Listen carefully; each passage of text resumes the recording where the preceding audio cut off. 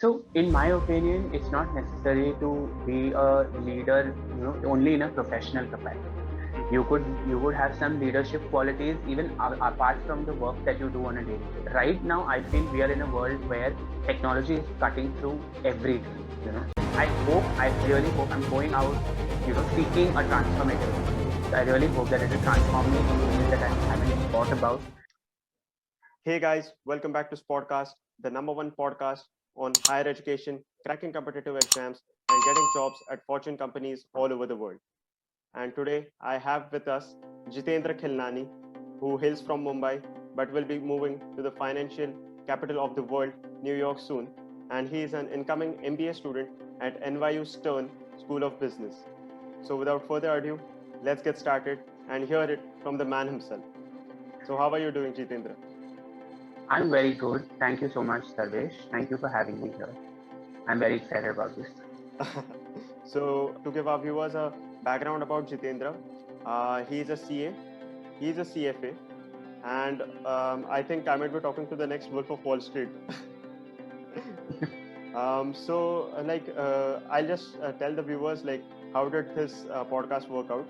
So, on a few days ago, so randomly I was scrolling on LinkedIn early in the morning at 8 a.m. after I switched off my alarm, and then Jitendra was kind enough to accept my request within like 2 minutes, and then I sent him a message, and then again he was kind enough to reply back immediately, and then as you can see today we are here. So like for our viewers, can you just tell us your profile, your work ex, your educational background, the other exams which you've cracked, professional certifications, if any? Sure. So I have been born and raised in Bombay, as probably you've already mentioned. I went to R.A. Podar College in the University of Mumbai for my undergrad degree, which was a bachelor's degree in commerce. I was also parallelly pursuing chartered accountancy. So I graduated from BCom in 2014 and from chartered accountancy in 2015. Thereafter, I was working with Deloitte as a statutory auditor for 2 years. And in the meantime, I also started my CFA preparation. So I cleared CFA levels 1 and 2 while I was at Deloitte. In 2017, after I cleared CFA level 2, I got the opportunity to move to Nomura in their financial services team. So I took that opportunity and moved to Nomura as a financial controller. And after that, in 2018, I also cleared my CFA level 3. Post that, there was some bit of a break from studies, and then somewhere in 2019, around April or around the month of April or May, I had this idea that I wanted to do an MBA, and so I started working towards GMAT. Yeah. So that's pretty much about how it's gone by. And what's your GMAT score? I got a 750. Yeah, that's a really great score. Like, as far as I know, it's somewhere near the 98-99 percentile bracket. So, it's the 98 percentile. Yeah. No, that's fine. Eventually, you got into the school you wanted to get into. So, that's a really great score. And can you share about how did you prepare for the exam and any tips for students who are preparing for GMAT? Right. Well, this is one question that I really don't have a great answer to be honest, because I self-prepared. I did not take any coaching. Also, because with working, you can't really have full-time coaching. In this, I'm talking about a pre-COVID world where there actually used to exist classrooms and personal attention was a thing. It's not, everything was not on Zoom. Right. So I did not have the time or the bandwidth to go to a class or anything like that. And when I looked at the syllabus, when I looked at the GMAT syllabus, I felt like, okay, this is something that we've done in high school or up until the 12th grade, and there was no new concept as such. Right. So my thought process about GMAT is it is a very practice-heavy exam. You probably already know the concept. You just need to brush up on things, but practice is key. So that's where I spent most of my time, and it worked out well. So honestly, that's the truth. That for me, GMAT was about a little bit of brushing up on my old concepts from school, and then a lot of practice. Yeah, that makes sense. Actually, even I've appeared for a lot of exams recently, as I spoke to you, like CAT, GRE, and all the questions are like everybody, even a student in the fourth standard will know how to solve the question.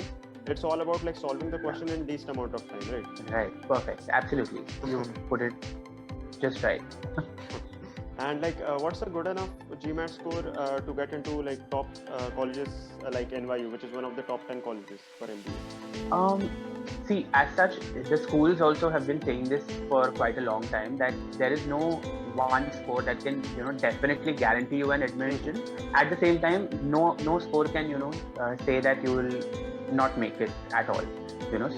So if you look at Stern as well and any other school, for example, there's a whole range of GMAT. Which goes somewhere from 630, 640, right up until 790 or 800 even. So that range is always going to be there. And then it comes down to the profile. So GMAT, of course, is one component of your application, but it's not the only component. So yes, a good score is definitely a great help. It checks off that one box. Because if you don't have that, then you'll probably have to compensate in some other way. So yes, of course, a good score would be anything near or above the school average, especially coming from India. We are a very competitive pool of applicants. Right. So anything above the school average is a big plus. Okay. So all these top schools have their GMAT averages somewhere around 720, 730. So anything above that is a plus, I would say. Yeah, you put it like very well. Just go through the statistics, the average statistics for the particular school you're applying to, and then just try to be above average. So that's a very good way of looking at it. And so, how and when did you decide to do an MBA? Because you are already a CA, CFA, you're working in the finance world. How and when did you decide to pursue an MBA? Right. So the honest truth is that even though I am a part of the finance umbrella, but it's a very wide umbrella. So I was not in my dream job yet. I wanted to be an investment banker, which I haven't been so far. So that was one transition that I wanted to make. Also, when I learned more about the industry, I also realized that apart from the technical skills, one of the things that these industries need is a very strong network of individuals, right? Which unfortunately CA and CFA don't give us because they are certification based exams. So there is no campus education that we have. So even though I know a lot of people who've done chartered accountancy, I have some friends who did CFA as well, but still we are not a very strong network in the sense that if tomorrow I need professional help from them, or I want to pitch them a certain proposal as an investment banker, I don't think that would work out very well. So the one thing was a missing network. That was one thing. Second thing was, of course, since I've been in the financial control and audit environment, it is a real post facto job. I've not been in a dynamic environment where things are changing real time. Audit as such initial stage of audit is after the financial period has ended. So it's always behind the real world. Back office. And the same thing with exactly. And also it is the same thing with financial control as well, that after a period has ended, then you're preparing the financial statements and so on. So it's all post facto. So I had not been in a dynamic business environment. That is one thing that I really needed to experience and prepare myself for. And the second thing was, there are some skills like negotiation or striking a deal. So quite a few softer skills in my personality that I felt were missing, because I did not have that much of an interaction with clients. I was not in a client-driven business model. So those were my primary reasons to pursuing an MBA, and that's what led me to that decision. I see. Yeah, that makes sense.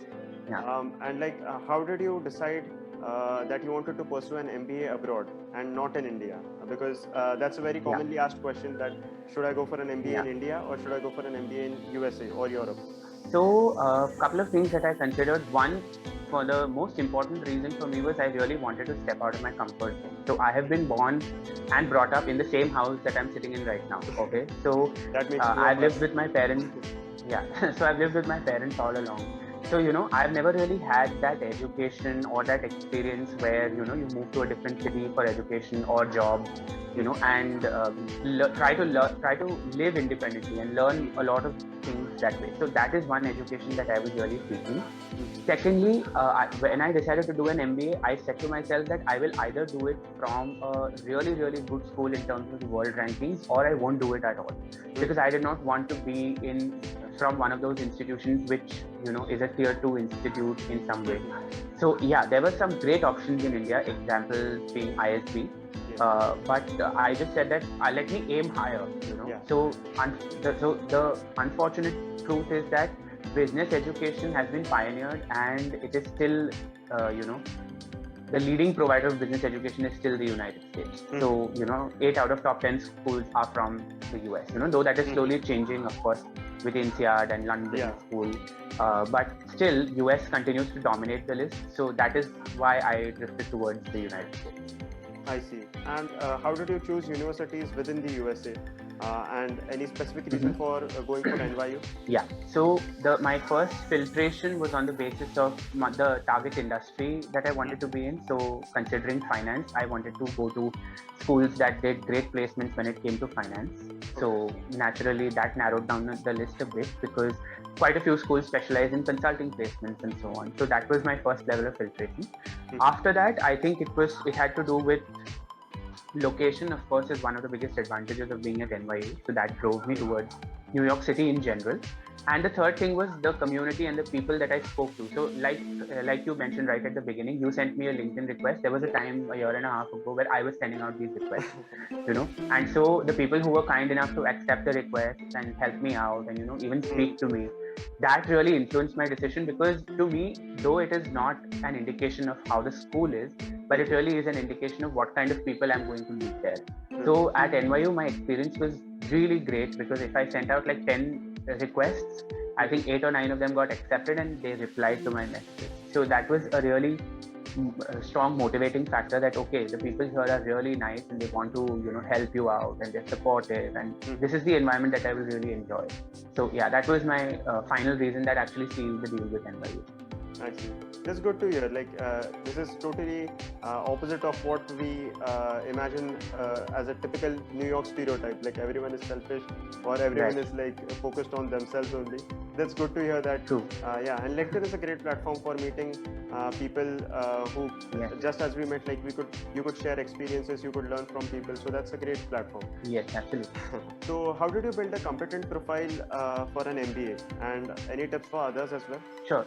So honestly, I don't think I had a great profile when going into the MBA application season, because of course I'd heard a lot of things from admissions consultants, and of course a lot of people gave me really honest feedback in terms of the red flags that were present in my application. But having said that, I don't think any profile can be built specifically for business.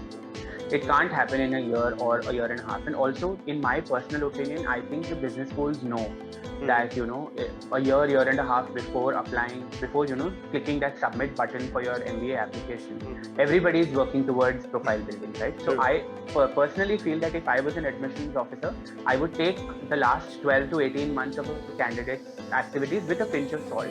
That, in a way that it could be probably, with a motive of applying to business school. Okay. So in my case, what I think really helped was that my extracurricular involvement was really strong in colleges, during my college years. And so I think that had really set me up personally, in terms of qualities as well, and in terms of some credentials, because I had some awards from college and so on. So I think that, and also it was a bit dated. So not that it is a very recent achievement, but it does show that the person is kind of interested in maintaining some life outside his academics or work. Right. So I think that was a positive in my opinion. Again, I'm just sharing I don't know if the schools would agree or not, but this was my opinion, that since I have that right from the past, of course I had more recent achievements as well, but I was just trying to show that this is something I've been doing consistently, and I've not just started something, anew. Just for the sake of application. Yeah, I think exactly. So I think that is something that you should keep in mind if anybody is planning to apply for business school, whether it is 3 years or 4 years down the line. Start right now, slowly and steadily start building your profile, because I think the last 12 to 8 months, no matter what you do, I think it's going to be discounted a little bit, because, of course, everybody has that intention that, let me volunteer at this NGO and put it on my resume. So, it gives me some leeway when it comes to the admissions process. So, yeah. As you rightly said that since everyone will be doing something or the other during the last 12 to 18 months, what sets you apart from the other candidates is that what you've done before that. So that shows that that shows a unique part of your profile. So that was a really good point which you mentioned. I think so. And like you have a lot of brands on your resume, like Nomura, Deloitte, CA, CFA. So, Yeah. any tips which you would like to give to someone who doesn't have these brands as of now, but wants to get into a good college? What can they do? Sure. So the one thing that I've realized is that these brands, of course, they can be helpful because they show a certain kind of caliber that, okay, if you've made it to this firm and cleared their interview process, then there must be something. But having said that, I know at least right now we are living in that age where a lot of people come from startups or, from, really, really small companies that have absolutely no presence outside their own city where they're living, right? But still, I don't think that, I think right now the schools have also accepted the fact that they're willing to look beyond that brand, and actually look at what kind of impact you've had. So it doesn't matter if you're in a smaller firm, if you're in a startup, the important thing is that you need to have an impact and you need to demonstrate that impact when you're applying for MBA. So even if you're in let's say, a very small startup that has only 3 employees, but that means that you will be handling a crazy amount of responsibilities that someone in a huge corporate would never have. So that is a great experience to have. So that is something that you can leverage, that you can say that, oh, I was also the IT guy, I was also the finance guy, and I was also the admin guy at this startup, right? I was the HR as well. So, you have handled a whole, array of responsibilities, and that is great. So I think what is important is not the brand. Of course, the brand can be, it can give you some leverage, but what is more important, the main piece of the pie is showing impact that you've had at any firm, whether it's a small firm, big firm. What is the contribution that you have made towards them is what the schools are really interested in knowing. I see. And since you spoke about impact offline, we had a conversation the other day, and you really explained me very well about what exactly these schools want when they say that we want to see leadership qualities in our candidates. So can you just tell our viewers how can they build leadership qualities, or how can they get those leadership posts which can eventually help them gain skills as well as benefit the profile? Sure. So, in my opinion, it's not necessary to be a leader, only in a professional capacity. You could have some leadership qualities even apart from the work that you do on a daily basis. Of course, if there is a project at work that is coming up and you think you can lead it well, go for it, grab the opportunity with both hands and lead it to successful completion. That's nothing like it. It will be professionally recognized as well, and you'll, if not an MBA application, you'll definitely gain some mileage at your workplace, right? But even outside of that, even at your workplace, if there is something like a recreation committee that is planning to conduct some employee connect initiatives or some activities, you can even do that. They are really helpful, and that shows that you have some empathy or some qualities in you that also make you connect to your colleagues beyond just work. You're really interested in getting to know them, or you're a team player and you're willing to bring the team together.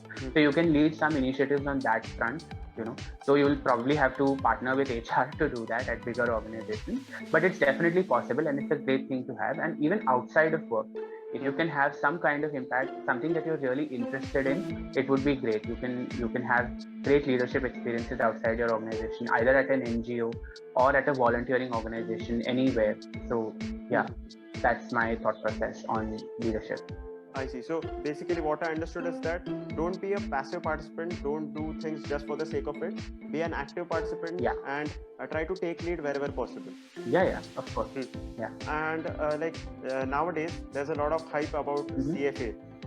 Almost all the MBA students or aspirants are pursuing it. Mostly engineers are pursuing it because they think of it as a gateway to getting into finance jobs. So what's the hype about CFA?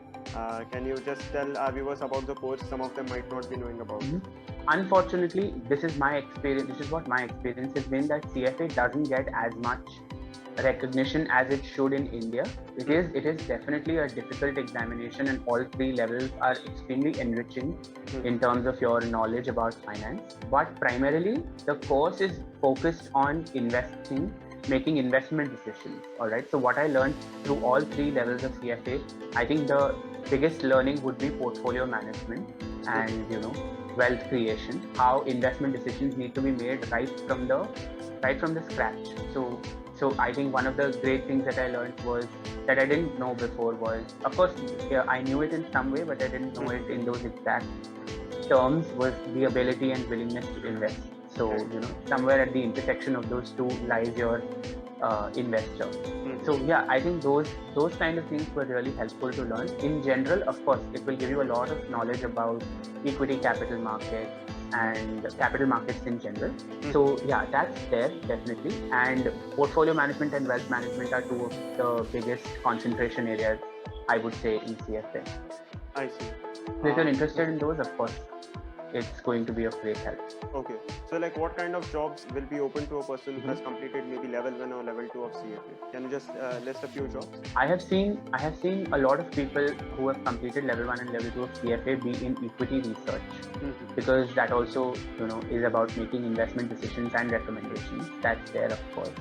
Of course, portfolio management and wealth management, though the roles are extremely limited, and probably in India the firms might choose to go with top tier MBAs instead, but those are two areas where you have some skills already if you've done CFA. And yeah, I think these are the three roles where I've seen most prominently CFAs being employed. Of course, there are other roles like investment banking or so on, which don't have as much of a direct connect with CFA, but yeah, definitely it helps. Having a CFA helps, because one thing that I've realized at Stern so far, because some of the recruitment activities have begun, is there are some very basic things that CFA can teach you, like for example, what is internal rate of return or what is beta, so all these things can help, so because they form like the baseline of what an investment banker's job is. Right, I see. That makes sense. And also, I think it might show that you are really interested in the field of finance, because as you said, it's a very rigorous course. So if you've passed that level, at least the level 1, then it shows that you have a certain amount of interest in that field. Definitely, yeah. So you've been in this industry for quite a long time now, in the finance industry. So how can non-finance or non-commerce background people get into this industry? Talking about the Indian context. Maybe an engineer, like half of the engineers realize after the second year that engineering, they didn't want to do engineering and it's not for them.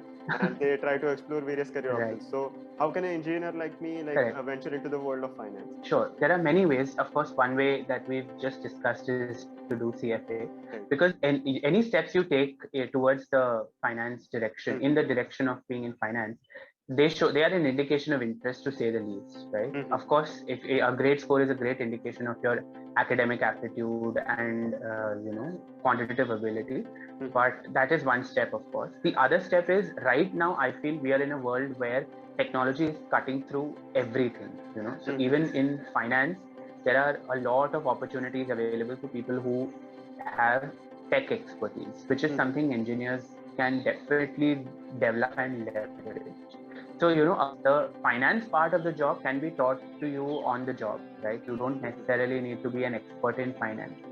But as long as you're able to bring the tech skills, like for example, the ability to handle some complex trade or the ability to automate certain financial reports, processes, and so on, that will definitely give you an entry into finance. Right now, I think we are seeing a lot of, especially now that I've interacted with a few of Stern students, I've seen a lot of engineers break into finance, into core finance jobs like investment banking and private equity, because they have sector-specific expertise. And I think that's enough. I don't think that you necessarily need to be an expert in finance to be able to break in. Of course, once you enter, then of course your expertise needs to grow and there is a learning curve with the job. But I don't think to break in, you really need any kind of special expertise in finance. Keen interest is enough. I see. Okay. Yeah, that was a really comprehensive answer. What are the roles in finance which will open up to an MBA? Who is an MBA? As in my question would be is there any difference between pre-MBA jobs and post-MBA jobs in the world of finance? Yes, absolutely. So the reason why I'm also pursuing an MBA is because I need to learn a lot of skills required to be, in a client-focused, dynamic, fast-paced environment, which you may not necessarily experience, before. So finance is a very wide umbrella, right? Even audit, assurance, financial control, financial reporting, capital reporting, monitoring of various capital requirements and ratios. All of that is also a part of finance, right? But it is not as dynamic as probably investment banking would be. So there are certain skills that MBA schools will teach you. Of course, the biggest advantage is that you get to form a very extensive network of really, really smart individuals who will, of course, go on to achieve great things in life. And to be able to just be in touch with them by virtue of having been to the same school is a great advantage. So yeah, of course, doing an MBA will definitely open more doors, especially if the better your school is, the more doors it can open. If necessary, which may not necessarily be open before you have done your MBA. Right. That makes sense. Also, I think one of the things that I have to say is, once you start growing in your organization, of course, when we start at an entry-level job, we are executives, right? So we are doing most of the work. But after a certain degree of progression, you are expected to bring in business for the firm. Right? Then your main job is not to run the processes. Yeah, partner level, VP level, whatever is the respective organizational hierarchy. But at that point in time, you are not really doing the work. You are managing people and trying to bring more business, right? So if that is the case, then you will need some skills to be able to pitch ideas, to be able to draw clients to your firm and get business, basically contribute to the top line. The network that MBA built and your skills that you have learned in your MBA, which is pitching ideas, negotiation, dealing with clients, communication, all of that will definitely come in handy at that point in time. Yeah, even if, let's say, not at an entry level, but after a certain point in time, you may feel the need to do that MBA. And in some cases, what I've realized is, in some cases, your promotion can even be held back in case you've not done an MBA. Probably you won't make VP unless you've done a good MBA from somewhere. Okay, yeah, I had definitely heard about this. That typically above the associate level, like your promotion might get stalled if you don't have that MBA degree.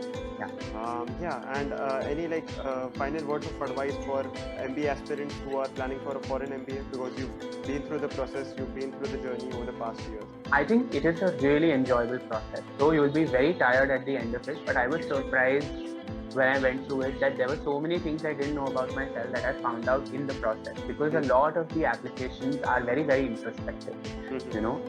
Whether it is Stern or any other school, some of the essay questions really require you to look within your soul and find answers to some tough questions, right?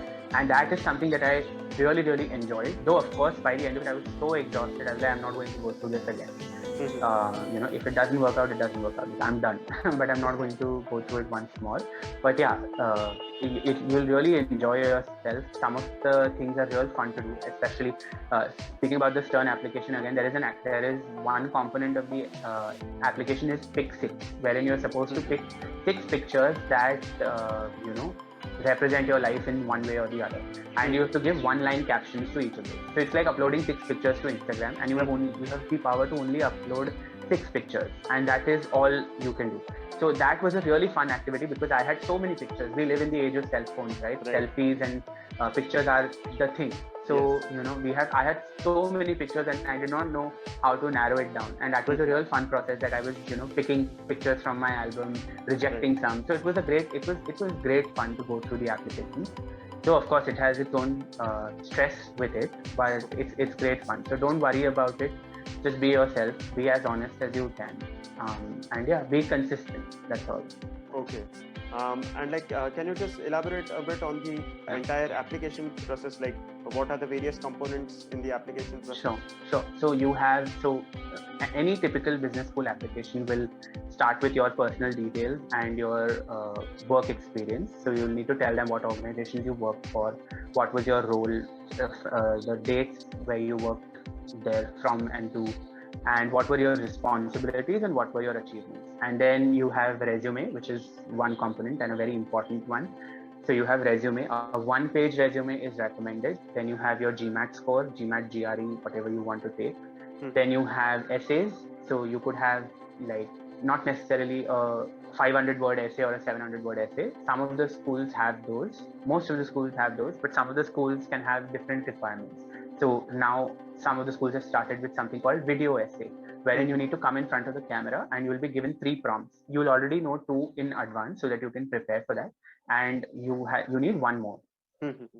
So that's there. Video essay could be a thing. Then you could have picture essays. Like I said, with Stern, you have pick 6.